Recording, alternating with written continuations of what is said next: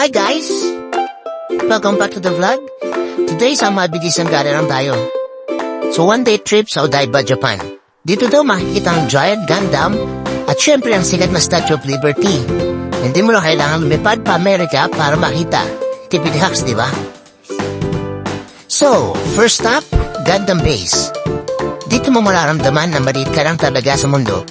Kasi grabe, lalaki ng Gundam mo.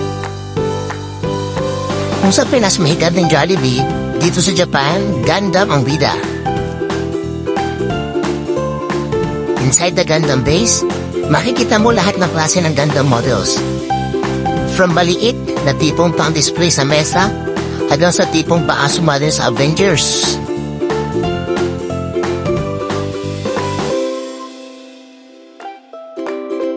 After mabusog ng mata sa Gundam, lahat-lahat muna tayo sa paligid. Ang ganda ng vibes dito sa Odaiba, modern pero relaxing. Parang ikaw lang, na modern pero hindi relaxing kasama. Next stop, the famous Statue of Liberty. Eto na, ang tanong, bakit may Statue of Liberty sa Japan? Parang brush off na siya, parang Jollibee ulit. Pero legit, ang ganda ng view dito, Statue of Liberty sa harap, tapos Rainbow Bridge sa likod. Ang lakas mga postcard. Gusto mo mag-feeling New York pero budget Japan? Eto na yun. So ayun guys, that's wrap up our quick Odaiba adventure. Gundam, check.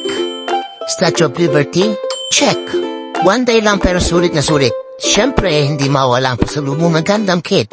Kahit hindi ko pa alam kung kaya kong assemble. Don't forget to like, share, and subscribe.